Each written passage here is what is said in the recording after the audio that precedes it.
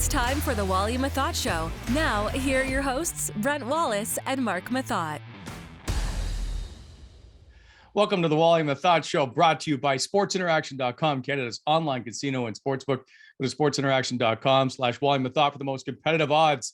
I'm Brent Wallace. He's Mark Methot. And Meth, you've been involved in two of the biggest runs in Senators franchise history. Of course, the two latest ones for sure.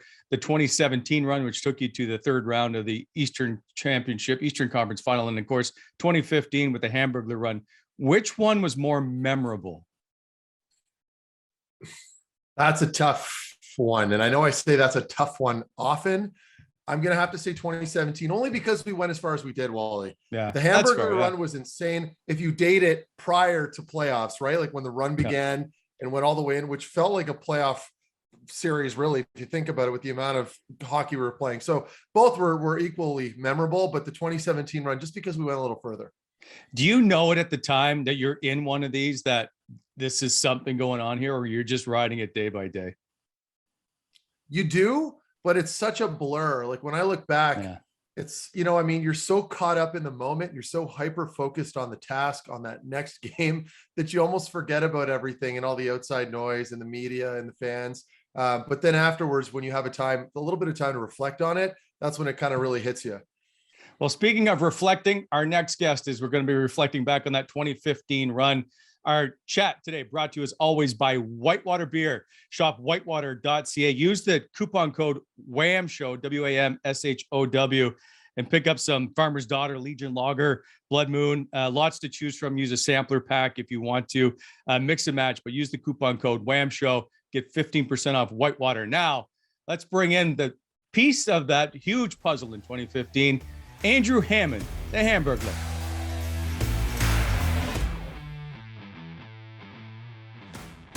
Andrew Hammond, welcome to the show, my friend. It's nice to see you again. And of course, one-time teammate of the big man himself, Meth, sitting here as well.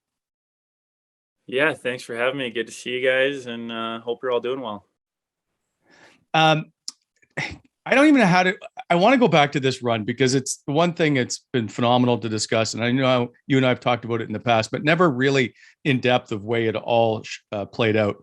By the way, it's 7 years ago tomorrow that the Hamburglar run began, which was February the 18th, 2015. You were, if I'm not mistaken, because you didn't have great numbers in the minors, you were called up to sit on the bench and wait for Craig Anderson to get healthy. And then Clark MacArthur runs into Robin Leonard, and they both suffer a concussion, and in you go. Is that basically fact? I think you're on the right page. So, I mean, I'd been up for a little bit, and I wasn't really scheduled to play. Robin was a lot younger too, and I think with that, I mean, where he was at in his career, trying to kind of take over as number one, is they were going to kind of let him play as many games as he wanted. And the team then, I mean, obviously we were out of the playoffs and everything. Things weren't going well, but he was going to try and get every start, all the experience he can get. And until that game against Carolina, when him and Clark collided, I think that was kind of the plan. And the other thing is, back then, I mean, the team was so thin with goaltending depth. Like, it went Craig, Robin, me, Chris Rieger, and those were the only goalies in the system. And I think Driggs was in the coast for a lot of that too. So it was like he would go from the ECHL right up to the NHL if like injuries or whatever happened. So that was for sure the plan, but obviously that changed. And then, the first game against Carolina, I don't think a lot of people remember it, but that one didn't go so well. And then it was kind of Montreal, whether it be the next night or the 2 nights later, that was kind of the start of everything. Yeah, it was 2 nights later. Because you allowed 3 goals on. It wasn't very many shots. It was not like when you got in there in Carolina, were you just like, what's going on, or were you like, was it a nerve-wracking time? Well, first off, I think it was only 2, but you might be right. I was going to say, this is turning into a roast here. I apologize, Hammy. Okay, wait a sec. Before he answers, I remember Chris Terry scored on me, and then do you remember the guy Michael Jordan? Yes. Like I don't think he played much, but he was Michael Jordan. So then he was MJ. I know. I always looked at the game sheet and was like, I'd have to double take it. And never got used to that. Anyway. So I remember those two. I don't remember a third one, so you might be right. But honestly, I think that like that whole game was weird in itself because when that happened, they called the end of the second period. So when we went out for the third, it was like 21 and a half minutes or something that you played the period because it literally had to get right. bodies off the guy. Yeah. So it was just kind of like a weird thing. And I remember going to the locker room and Lenny was like concussed, but you didn't really know. It was still kind of trying to figure it out. And guys were just speaking to him in English. And he was talking to him in Swedish as if he was speaking English, like just had no idea. Yeah. So I'm like, okay, this guy's definitely got a concussion. And then it starts like, as much as you're just trying to stay in the moment, I'm like aware of like what this means in the big picture. I'm like, well, Craig's hurt. He's not coming back soon. Robin's gone at least a little bit. And then you're just trying to like, been sitting on the bench for 2.5 hours or 2 hours, whatever it was. So it was just like, uncomfortable and everything, but then like when I woke up the next day, it's like, okay, I've been working hard in practice, I feel pretty good. And I think a big thing is just getting off on the right foot. And when the Montreal game, the first period, I think I made like a save on Pacioretty on a partial breakaway or something, and all that stuff as a goalie, that helps so much to like help settle you in and all that. So I think that was kind of like I'd built a little bit of confidence in myself just in practice. Obviously I hadn't played in a while, and as bad as they talk about the numbers were before that in the American League, I don't think they were really too as bad as you might think. There was one game that I think I hold the record for, but it was like 3 goals on 3 shots, like 40 seconds into the game. So that'll hurt the numbers. Yeah. And Hammer, like, I think people need to understand that, like, I went down for a game that was, I think it was that season too, when I was just coming back, that coincided with you and your emergence. I had to go down to Binghamton. And I was -3 that game. I was like terrible because, as you mentioned earlier, it's just chaos. It's chaos. Like, what are you going to do? So I remember calling Brian and saying, Brian, I can't be like, I'm coming back. This is not working for me. So I can understand where you're coming from. And like, and by no means am I trying to say anything poorly about the American League. It's just a reality that it's like, it's two different. Like we had a kid here in Minnesota, Matt Boldy, who, he's a better NHL player than he is AHL player because he's so smart and slows the game down and always makes the right play. And it's like, the most part, it's like guys going really hard, skating as fast as they can, and sometimes they just run out of space. Whereas like the NHL is so much more. You have so many guys that just know where other guys are going to be, and it's just a much different game. And I've always felt that like, the way I thought the game, like knowing what a player should do in certain situations, that always benefited me versus the American League, where it's like, well, what's this guy going to do? I don't even know if he knows what he's going to do. Like, it's just kind of like so much reaction. 100%. And, but yeah, I remember when you came down for there, and I think it was the first period, you had a couple dashes and you weren't too happy about it. No. But we're not talking about that. We're talking to you. Oh, Wally, yes, we don't are. even start. No, we're not. Was he cranky? Did he say anything after? Did he blame everybody else? No, it wasn't cranky. I don't think he blamed anyone, but it was okay. You know what? I do remember this. This was actually the funniest thing. It was like, I think we were playing Syracuse, but regardless, I remember. We were. Meth went back to get a puck, and the like first forechecker on their team called like Wall or whatever, and he just like chipped it back, and it was their guy. Like, he was calling our play, so Meth has no idea who anyone is, so he just hears it, puts it right on his tape, and I think they scored right after. And then I think, all right, that's enough. That sounds about right. Oh, that's good. I will admit it was 2 goals against in your 20 minutes and 46 seconds of work against Carolina. So I apologize. There you go. Now, before we get any further in this, I want to bring in the Pearls of Wisdom brought to you by Sports Interaction. Go to sportsinteraction.com/Wally Methot. This is where we learn a little bit more about you. 923. That is the best save percentage in franchise history with a minimum of 50 games played. 23 is the fewest decisions to earn 20 career wins. That's an NHL record.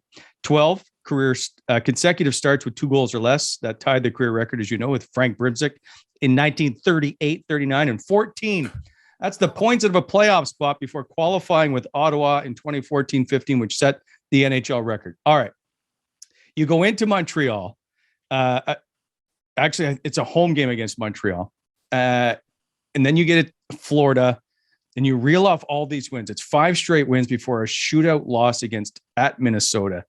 When do you feel that you're in a groove or that's something special here? It was game 3. We played Buffalo, I think. Because I remember I felt like crap the whole game, and then I think I walked out of it with like 2 goals on 25 shots, and I'm like, in Buffalo? It was in Buffalo, right? No, it was in Ottawa. Was it at home? Okay. Yeah. Right, I'm trying to remember that one. You went Montreal, Florida, at Anaheim, at LA, at San Jose, at Minnesota, at Winnipeg. No Buffalo? No, Buffalo's later. That's the next home game after Winnipeg, and you win 3-2. Okay. You know what? It's the Florida game then. I didn't feel very good in the Florida game. I wonder why. That was at home. No, it's at home. It at home? Okay. Yeah. Okay, I apologize. I was included in that group that I'm referring to, but forget it. Okay. But yeah, it was. Anyways, long story short is second or third game. It was the Florida game. I didn't feel good and still played pretty well, and so then started having a little bit of confidence. Even the Anaheim game, like the first game, I didn't really get tested, but I still didn't feel great, and then ended up with a shutout. So I'm like, okay, if these 2 games I don't feel that good, if this is the result I'm getting, then when I do feel well, like I can obviously play at this level. And then the next night in LA, that was like a big step for that game because I did get tested quite a bit and played well, and got another shutout. You went back to you went back-to-back shutouts there. Like I'm going to assume. So just so we're clear, going into Anaheim, and by the way, it was Death Valley for the Sens. They never played well on the West Coast. A lot of teams don't, obviously. You go into Anaheim, get the 3-0 shutout. The very next night, which is rare to see a goalie play back-to-back, you get another 1-0 win. I was on that trip. It was phenomenal. Is like, I guess the high that your team is on at the moment is pretty good. Meth, do you remember those shutouts? I do. Are you talking about the West Coast ones? Yeah. I just remember thinking after that trip, and I think it was talked about a lot in the news too, where teams just do poorly over there, right? Yep. We rounded off that trip above 500. That's a huge thing, right? So, yeah, I thought that's all I can kind of remember. It's such a blur. Hammer's got a better memory than I do with this stuff. Yeah, to sweep in California I think it might have been one of the first times you guys have ever swept in California. So I knew it was huge. That's what I'm saying. Teams that head over there usually say, okay, let's get over 500. You get over 500, it's a success. I don't know if that's still sort of the going narrative, but at the time that certainly applies. Yeah. So the fact that we were able to go over there and sweep, that was huge. Like we were pumped. I think it's probably changed a little bit lately, but like back then that was like the year after the Kings won the cup. That's right. Anaheim was always good. Playoff team. San Jose was good. It was like the Western Conference used to go through the Pacific, like those 3 teams, like every year. So back then, I think now it's a little bit different. Obviously, they're kind of going through rebuilds a little bit, but it's still hard. Just like everything about it. Once you get nice weather, you're like, okay, this is nice. Yeah, you get a little relaxed. A little bit further down on the list. Yeah. When did you ask for your first break? Or did you? I never did. I can touch on that. So I remember Hammer might be, well, I'm sure he's well aware, but I remember watching Hammer come in. This is like, 10 games in or whatever, at whatever point we were at. And it almost looked like someone had to hold him up, like in the room. Like Hammer was the guy, like, you know what I mean? The guy that you had to just support in any way possible. You don't want to skate today, Hammer? Don't skate. Like, don't practice this morning. Just take the morning off or whatever it was. He was like our prized possession that we had to protect. And that's just the way it is, right? Like he's on a heater. He's playing out of his mind. Like you don't want to ruin a good thing. So I can still remember like little blurry pictures of or visualizations of Hammer in the dressing room and thinking like, oh my God, like it looks like he hasn't slept in a week. Like he just looked tired. So, there's 2 funny things that I can think of like related to this. And one was at the end of this road trip, we go to Minnesota, and then we play in Winnipeg the next night. And like, I am spent from this road trip, and Craig is supposed to play in Winnipeg the next night. So we fly into Winnipeg and like go down for breakfast, have a meeting. And I'm just like, thank God, like finally I get like just a day to rest. And I think we had like 3 days off after.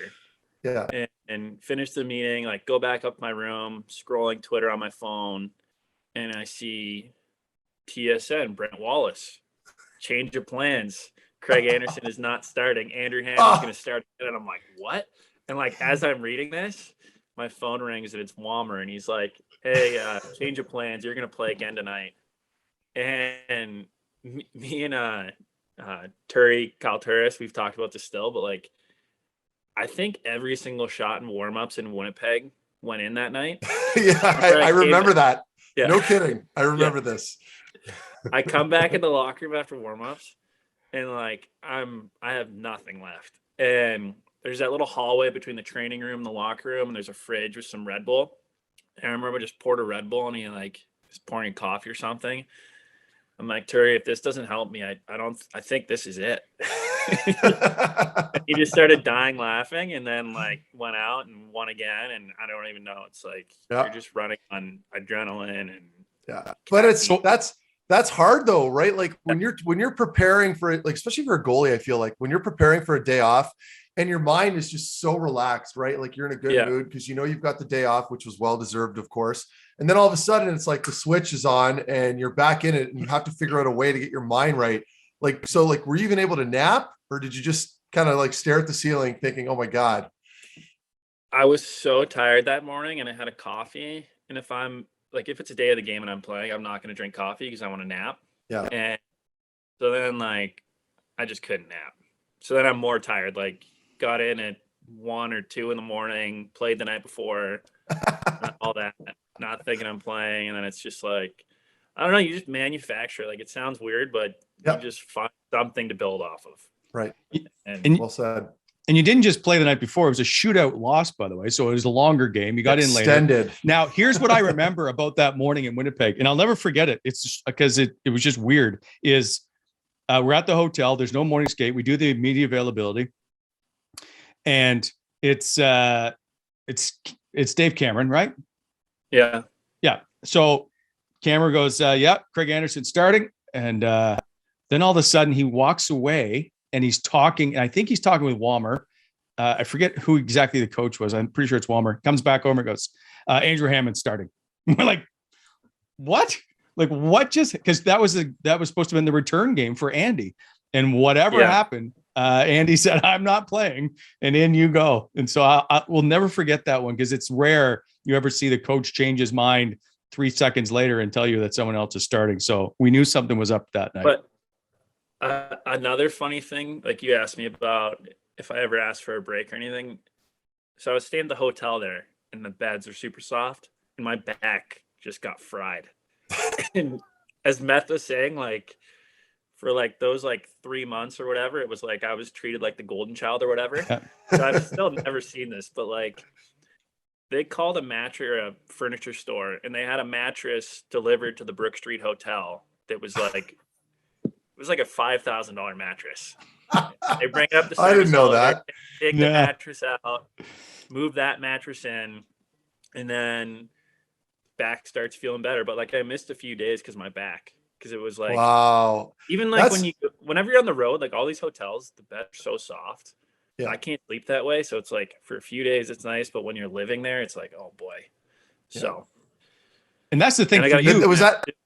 Was that your idea? Like whose idea was that? Was that Dom's or Jerry's idea? New mattress? I need to know who spearheaded that. Specifically, all I know is like I think it was Jordan Soames days. Like, hey, we're gonna drop off a new mattress, and I thought it was like I love it. Had, like different mattresses at the hotel. Yeah, and then no, it was from one of the mattress places in Canada. Well, in retrospect, like when you look back. Like that $5,000, I would assume everyone would agree. That's a pretty good investment, right? Like, I mean, in the grand scheme of things, when you're a professional, a major league sport, that's the least they could do is give you a good bed. Yeah. Anyway, I never knew that story. No one ever shared that. Did you tell the boys at the time or? Yeah. I mean, I laughed too, because season, it was like, they're like, what do you want us to do with this mattress? Can I keep it? And then they're like, well, we can, like, do you have a U-Haul truck? I'm like, yeah, I do actually. Like, well, we'll just load it in there for you. So just kept the mattress. No one ever said anything. I didn't know what else to do with it. So that's the thing. Like, Meth, you got to go home home games and sleep in your own bed. Hammy, you spent every night in a hotel. It's the worst. It's the worst. Yeah. I mean, we had like 2 dogs. Oh, jeez. There's like nights where like they haven't been sick in 5 years, start puking all over the place. Middle of the night, you're cleaning it up. Like, it was such a gone hell. And then like you're in the elevator with like the other team's players, and you're like trying to take your dogs out. They're barking at them. Awkward. And it was just, yeah, a little bit of a fiasco, but we made the best of it. And honestly, the whole thing flew by, so it wasn't too bad. Yeah. Yeah. When did either one of you know that the playoffs were a chance? Meth, I'm going to start with you. I don't know. It all, like, I don't just say this lightly. It's such a blur to me, because in the moment you're like hanging on to like my dear life to just make that postseason, or like for every other game, right? We were always so hyper focused on the next game. Okay. Is Hammer playing? How's Hammer going to feel? How am I feeling? Cause I missed the first half of that season with a bad back. So, we were all like, just so worried about the next game that all of a sudden there's a few games left and we're like, wow, like we can do this, but I can't remember, maybe Hammer can, one specific moment where I was like, this is a real thing. I don't know. I mean, not until it really got like close. Maybe that we had that Pittsburgh game where I think we were down 3-0 and won 4-3. Dylan scored an overtime winner, like maybe around then, but then that was the third last game. Wait, was that the game that I know this interview isn't about me. Was that the game that I hip checked Crosby and Dupuis got hurt? Was that game? Oh, yeah. And he blew out his knee. Was that? Yeah, because it was in Ottawa. Yeah. Yeah. I remember that. Yeah. That's the game. Because I was playing with Grimes. Anyway, okay. Sorry. It's okay. We're allowed to talk. I remember we won in New York, and then we put ourselves in a position where it was like, if we won in Philly the last game of the season, we were for sure in. If we didn't, there's still a chance. But I don't know if Meth remembers this. We had a team dinner that night before the last game in Philly. Yeah. Yeah. Do you remember the open bar had to get shut down? No. What? Before the last game in Philly? Yes. I'm such a nerd. Like, I probably went back to the hotel and rented a movie or something. I don't remember that. I remember the game. Yeah. Like I'm pretty sure. So we had team dinner at the steakhouse. I don't remember the name of it. Anyways, we were like on the second level, right, at round tables. Yep. Yeah, I remember that. Yeah. And wow. Was that Shula's? Something like, no. I don't remember. I forget what it is. I don't remember. So why? So guys hung around like no. This was just like during dinner. Like, I mean, the game. Oh, like I see. 1 o'clock.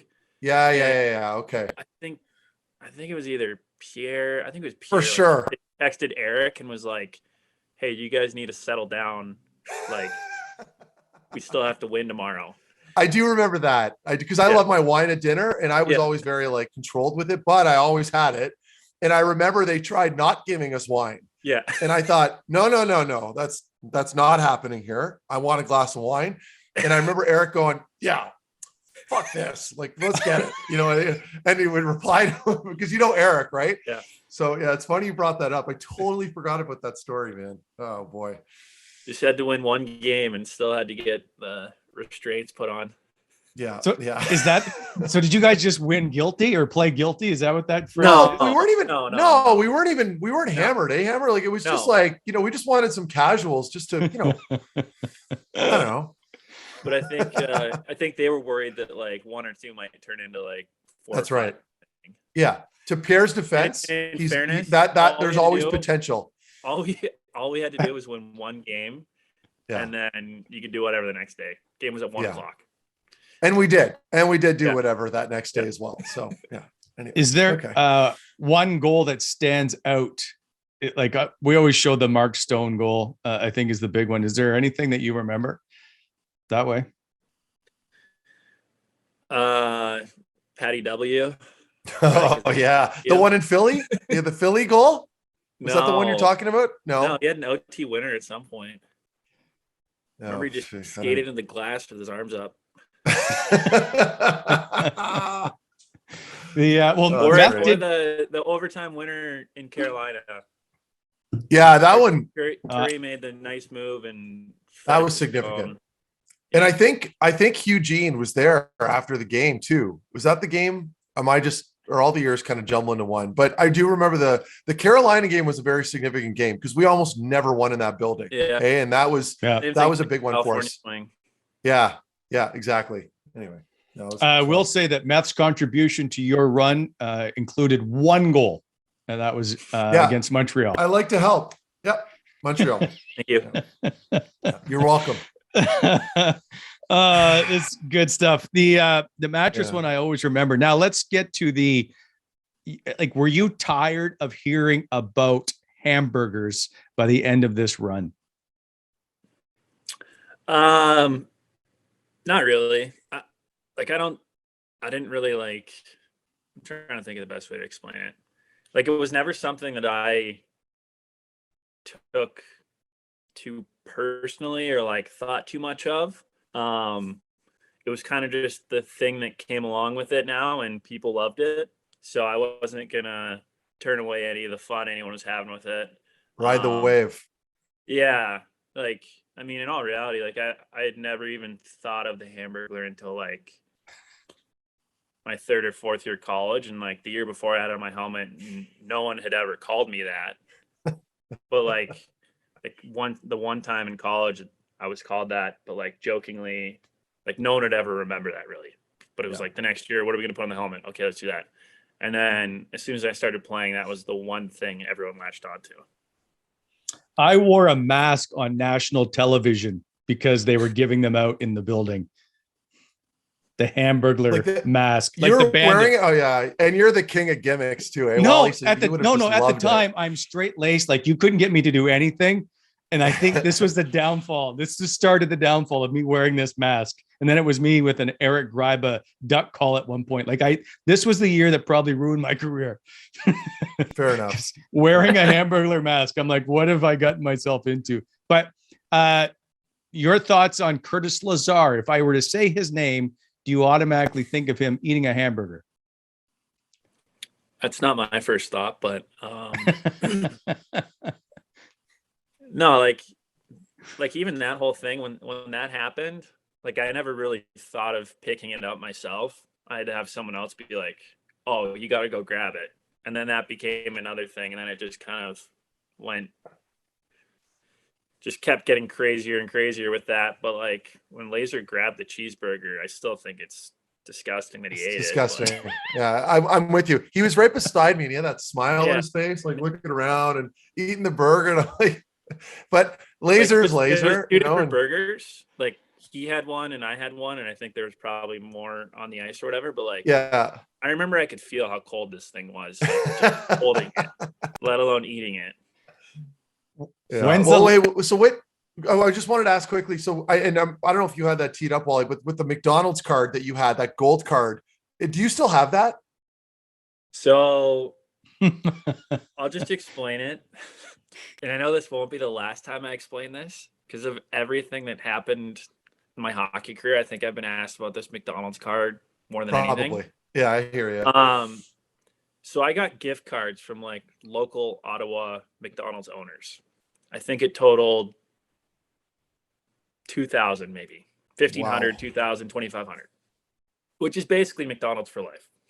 Yes. But they also gave me a frame that in the frame, it had a picture of me holding up the cheeseburger.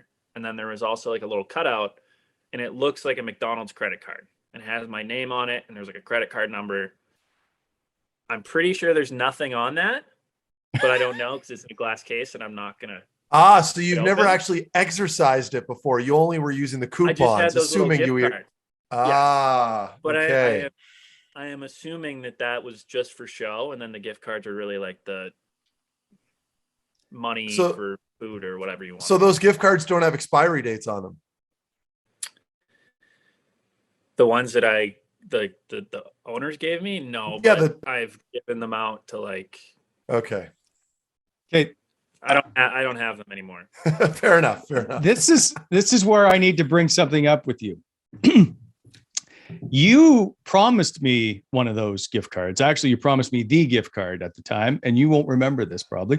So we're sitting in your stall one day at the start of the next year, and you're like, I will give you my McDonald's gift card if you will meow for me on camera. Do you remember this? So I go into. I don't specifically, but I wouldn't rule out that I did this with you. So in Dallas or Carolina, it's in Dallas or Colorado. It's that road trip. I think it's in Colorado because it's the second game and I had to do a hit. Twice in the opening, I said, and Andrew Hammond, right meow, will get the starting goal or whatever. And I'm like, I hope nobody notices this.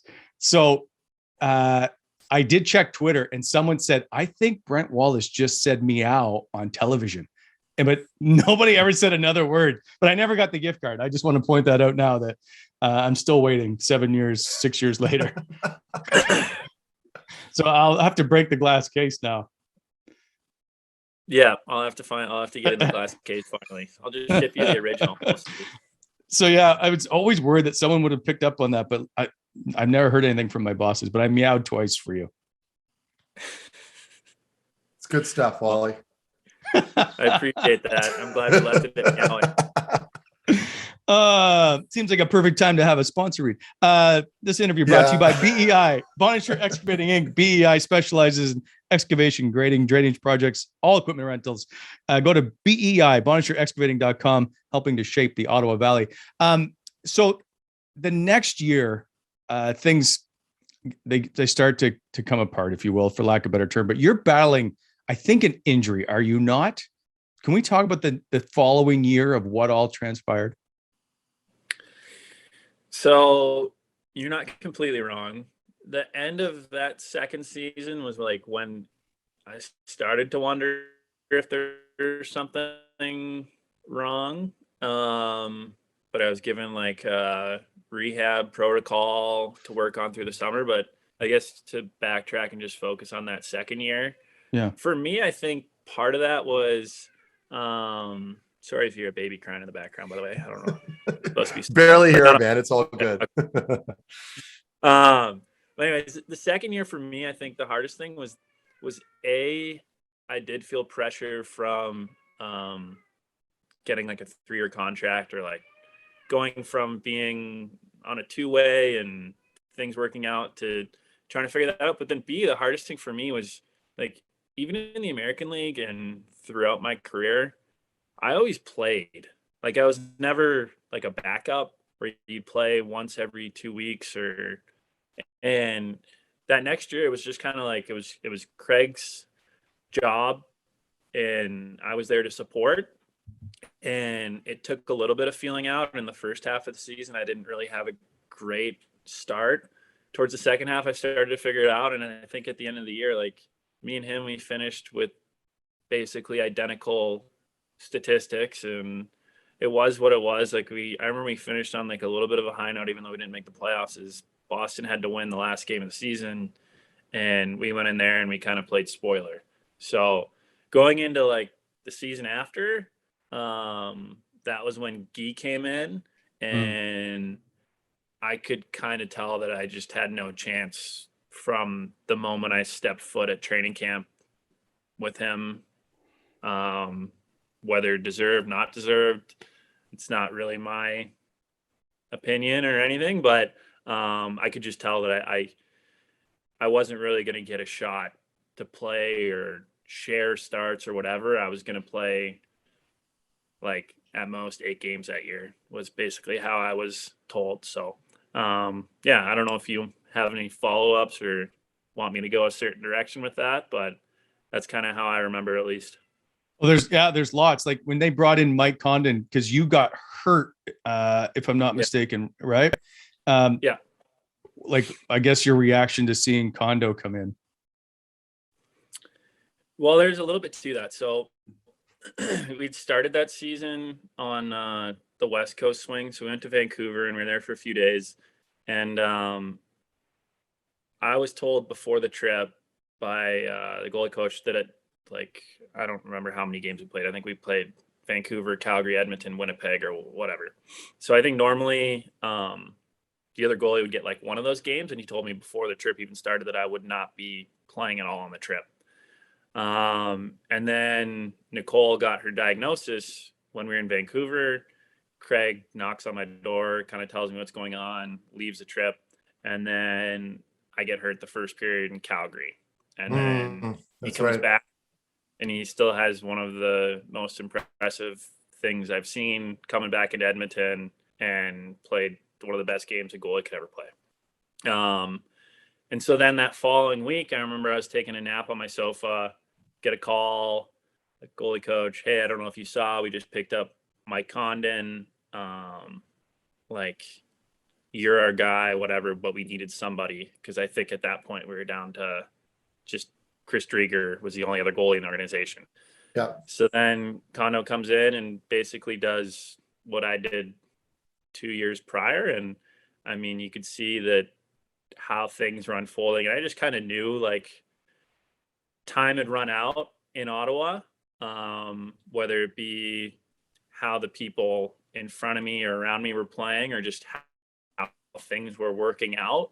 And so I could tell it was kind of winding down, and then it was just kind of trying to figure out, well, how is this going to end, or where am I going to go next? And that was the hardest part, is just not knowing what the next day was going to bring. And is today the day I get traded? Is today the day I get waived, or what? So that part was hard, just not knowing what tomorrow's going to bring. And so there's one thing I want to clear up, because it never got brought up, and that is it got reported that you refused a conditioning stint to go down to, at the time, Binghamton was the farm team. And then eventually it led to you being placed on waivers the day before your 29th birthday or the day of. Can you clarify what transpired? Yeah. So the year before, I had an injury. I think it was a concussion. And I went down to the American League for a weekend, played 2 games, and they didn't go great. And as I've said previously, I just find that it's really hard to switch between NHL and AHL as a goalie, because it's really 2 different leagues. The AHL is it's a little bit more chaos, whereas the NHL is very structured. It's almost like it's scripted. Yeah, it's structured. Yeah. It's scripted. Like you know, guys are going to make the right play. And I just found, like, for me, it was hard to go between those 2 leagues. So based on how I guess was greeted at training camp, knowing that it was probably going to be a long shot for me to play much, and then how Mike Condon was playing, I didn't think that there was really a benefit to me going down and playing on a conditioning stint. And I had also been told by people within the team that there was 2 teams that they were talking to about a trade. And so it was more or less like why prolong what's obviously going to come here? Like, if I go down, why wait 10 days to get traded or waived or whatever? Let's just get it over with. And we've obviously been waiting a long time. Like, I knew the writing was on the wall for a couple months now. So it was, let's just hurry up and get this over with. And it had nothing to do with not wanting to go to Binghamton or anything. I just wanted it, but I just thought that the end result was going to be going to these places. And my biggest regret is that it wasn't communicated to me that those teams wanted to see that I was healthy and that I could play before they did anything. And if I would have known that, it probably would have changed my decision. But at the time, you think you're making the best decision you can. And I stand by that. That's what we did. And it had nothing to do with not wanting to necessarily be in Ottawa or be in Binghamton. It was just that sometimes you have to make decisions for your career that you think are the best. And at the time, we thought that was the best. Is it safe to say Ottawa, obviously the highs of your NHL career and maybe the lows at the same time? Like, you, in 2 years or 2.5 years, you went through seems to me like a lifetime of experiences.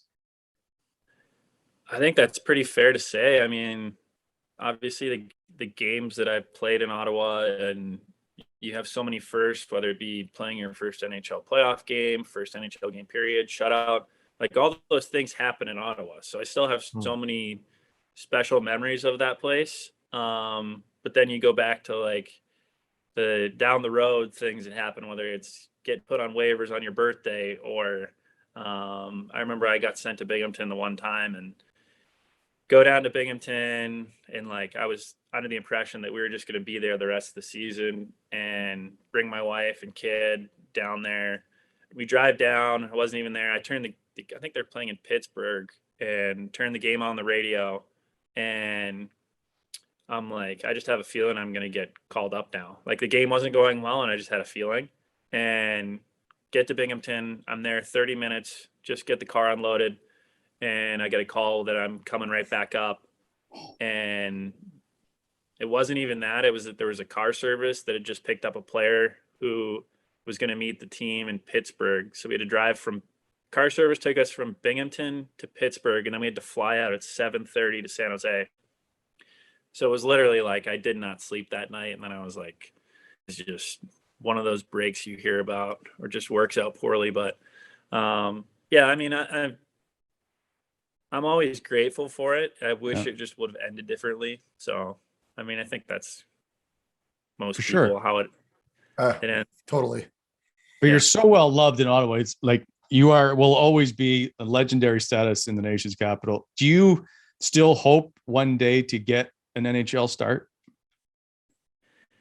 Yeah, I mean, what I've learned now, like, I mean, I got my chance out of literally a chance. Like it was right place, right time. It could have been anyone that got the opportunity. Yeah, it was me, and I kind of ran with it. And then since then, now it's when you're signing these contracts in the summer with teams, you know where you're kind of pegged, but then you're like, okay, well, so-and-so might get hurt or something might happen here. And then it's like, oh, now we have COVID, new variable. Well, maybe someone will test positive and you can just kind of get your foot in the door. For me, that just hasn't happened the last 3 years. Since I left Colorado, it's just kind of been,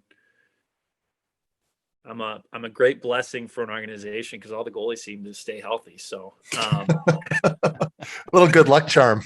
Yeah. Yeah, but no, I mean, hear you. You understand it, and I'm not bitter about it. I mean, it's like I said before, when you're signing with these teams, basically everyone has two goalies now that are ahead of you. So you just make the best decision you can. And it's partly luck. Like, sure, whether it be the guy in Chicago that was the emergency backup, like there's 30 other emergency backups that never happened to them. And it's in some ways the same thing where unless you're a young prospect who they're going to kind of try and find their way to insert in the lineup, I mean, you just got to kind of bide your time and stay ready. But yeah, I still want to play. And I mean, I think one of my biggest motivators now is just my kids are getting older and they weren't around when I was kind of doing that. So yeah, that's a big one. Yeah, I think you've said that before. I think we talked about it earlier, is you just wish you could have played more with your kids around. And yeah, I'm still lucky that I'm healthy enough where I can still play and they enjoy it. So I'd love to be able to play again up there and have them be there. Good for you. A couple last questions. One is, who was your favorite teammate when you were in Ottawa?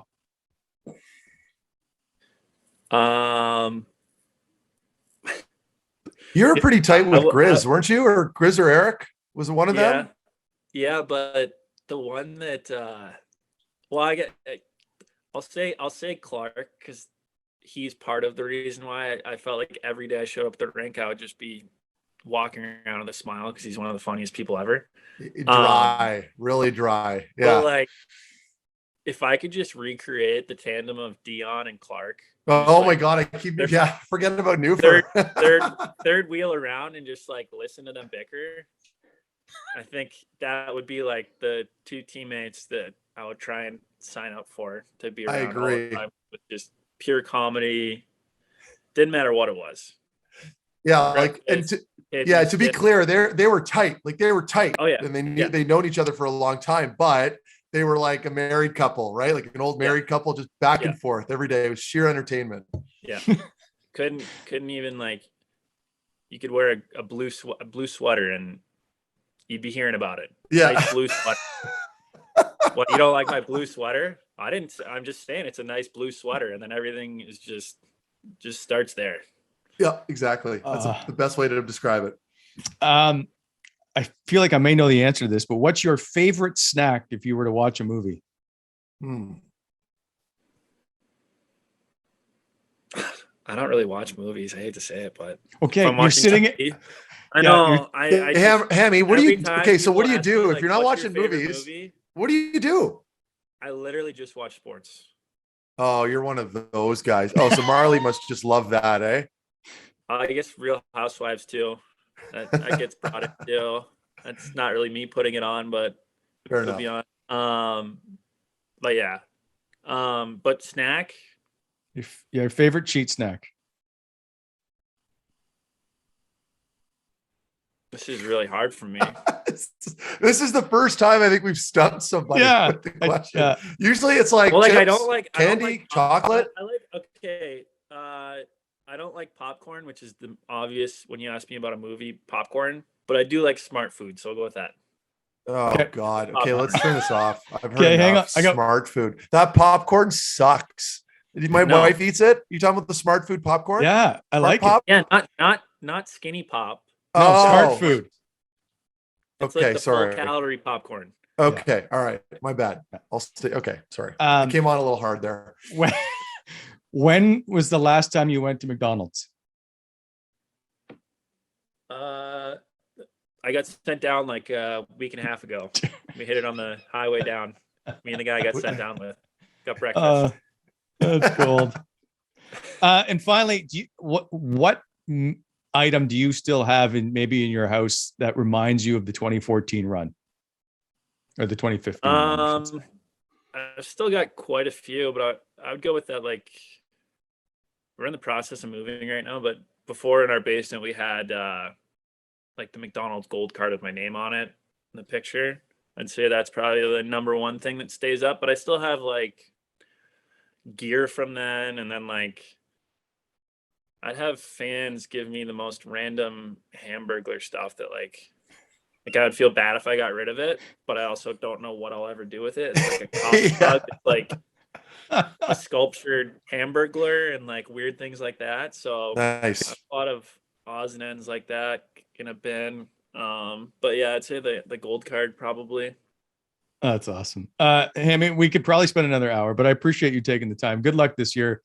We do hope to see you one day play in the National Hockey League again, but we enjoyed your career here. You've been super good to us. So nice to see you again, my friend. Yeah, good seeing you guys too. Thank you. Thanks, Hammy.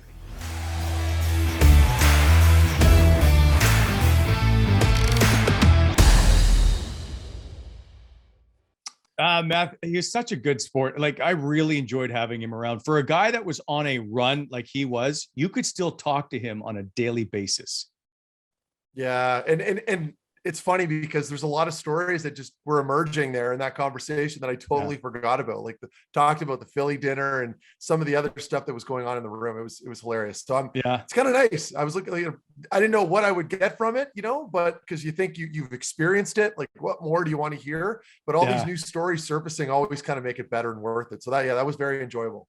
That's the fun thing of getting to see this all from other people's different perspectives. Like, I mean, you have no idea because you're going home to your family or whatever, but he's living in a hotel, which is a completely different world all into itself. Yeah. So all that stuff is so good. So I've always enjoyed those. Now that we just need to talk to Clark and Dion to see what they have to say about everything. So let's make that happen, can we?